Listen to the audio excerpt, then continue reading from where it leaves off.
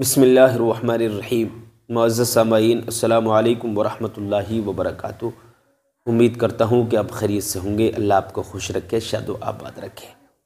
میرے پیارے عزیز ساتھیوں، جیسا کہ آپ کو معلوم ہے کہ یہ رمضان کا مہینہ چل رہا ہے۔ یہ مہینہ غمخواری کا مہینہ ہے۔ یہ مہینہ گناہوں سے معافی مانگنے کا مہینہ ہے۔ اس مہینے میں اللہ تبارک و تعالی اپنے روزہ دار بندوں کے گناہوں کو معاف کر دیتا ہے، ان کے گناہوں کی بخشش فرما دیتا ہے، ان کے رزق کو بڑھا دیتا ہے، ان کے ثواب کو بھی بڑھا دیتا ہے۔ میرے عزیزوں، یہ رمضان کا پاک مہینہ ہے۔ اب جو آج میں آپ کے سامنے حاضر آیا ہوں، آج میں آپ کو ایک ویڈیو دکھانے والا ہوں جو رمضان کے مہینے میں، جیسے کہ آپ کو معلوم ہے کہ تراویح ہوتی ہیں، وہ تراویح میں قرآن پڑھا جاتا ہے۔ امام صاحب، حافظ صاحب جو بھی تراویح پڑھاتے ہیں تو قرآن شریف پڑھتے ہیں۔ بعض جگہ سورۃ تراویح بھی ہوتی ہے۔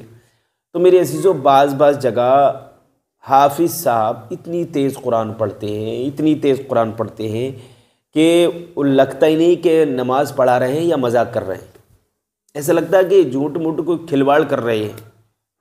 ایک ویڈیو ہمارے سامنے آیا ہے، وہ ویڈیو پہلے دیکھ لیجئے، اس کے بعد میں آپ سے بات کرتا ہوں۔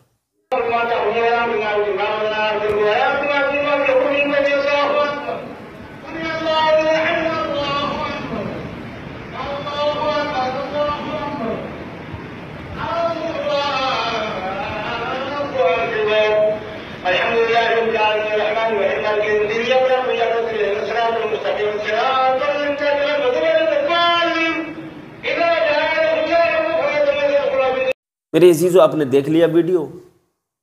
تو یہ کوئی نماز ہے؟ یہ کوئی قرآن کی تلاوت ہے؟ ایسے نماز پڑھنے سے کیا فائدہ ہوگا؟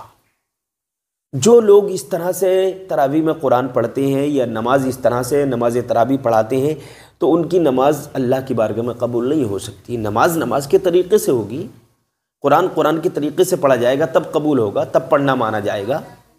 آپ نے سنا ہوگا، جس جگہ قرآن کی تلاوت ہوتی ہے وہاں اللہ کی رحمتوں کا نزول ہوتا ہے۔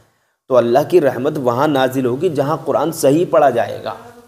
اور جو لوگ، اللہ کے نبی فرماتے ہیں کہ جو لوگ قرآن کو صحیح نہیں پڑھتے، جلدی پڑھتے ہیں، الفاظوں کو کاٹتے ہیں، تو ان کے اوپر قرآن پاک لعنت کرتا ہے اپنے پڑھنے والوں پر۔ میرے عزیزوں، تو قرآن کو ٹھہر کر پڑھو، طریقے سے پڑھو۔ یہ آپ کی نماز ہے، یہ نماز تراویح ہے، یہ قرآن کی تلاوت ہے، یہ تو آپ مذاق کر رہے ہیں۔ لگتا ہے کھلواڑ ہو رہا ہے، یہ دین کے ساتھ کھلواڑ ہے، مذاق ہے۔ ایمان کی حفاظت کی دعا مانگیے اور طریقے سے پڑھیے قرآن کو، اور نماز بھی طریقے سے پڑھائیے۔ یہ نماز آپ کی قبول نہیں ہو سکتی اللہ کی بارگاہ میں۔ دیکھنے میں لگتا ہے کہ کوئی بچہ جیسے کھیل رہا ہو، مذاق کر رہا ہو۔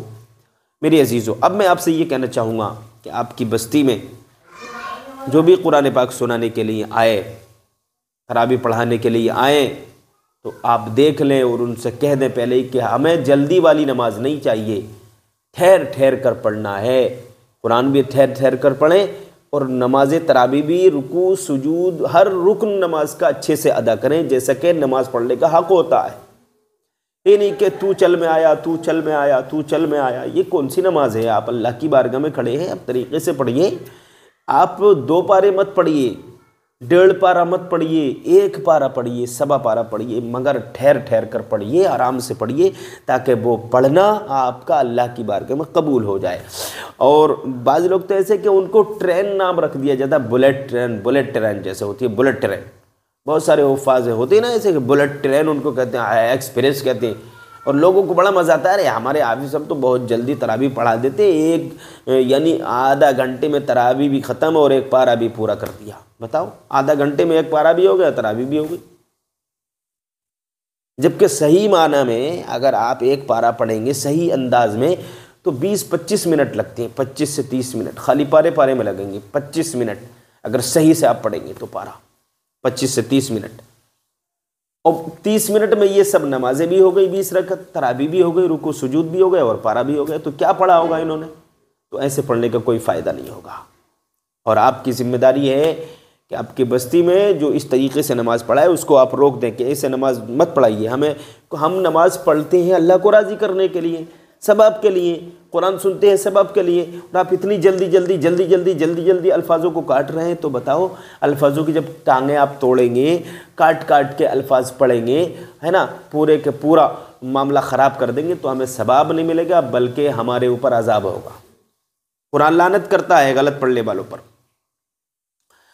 تو اب یہ بات تو مکمل ہو چکی، تو تیز نہ پڑھیں۔ اللہ فرماتا ہے ورتل القرآن ترتیلا، قرآن کو ٹھہر ٹھہر کر پڑھیں، ہے نا، قواعد کے ساتھ پڑھیں، ہے نا، ادائیگی کے ساتھ پڑھیں، اچھے سے پڑھیں تاکہ اللہ راضی ہو جائے، یہی تو مقصد ہے میرے عزیزو۔ اب یہ بات کہنا چاہوں گا کہ آپ اپنے بچوں کو اچھی جگہ پر قرآن کریم کی تلاوت، قرآن کریم کی تعلیم دلوائیں، اچھے استاذوں کے پاس، ہے نا۔ ایسے نہیں کہ جو خود ہی پڑھا ہوا نہیں ہے صحیح سے، بچوں کو کیا پڑھائے گا؟ جس کو خود قرآن کا علم آتا ہو، تعلیم قرآن پڑھانا جانتا ہو، تجوید جانتا ہو، اخفا، گنہ، اظہار، ادغام، اقلاب کا علم اس کے پاس ہو، گرچہ وہ دیکھ کر ہی پڑھتا ہو لیکن پڑھنا صحیح جانتا ہے، تو وہ اس بغیر دیکھے غلط پڑھنے والے سے بہتر ہے دیکھ کے پڑھنے والا جو دیکھ کر اچھا پڑھتا ہے نا۔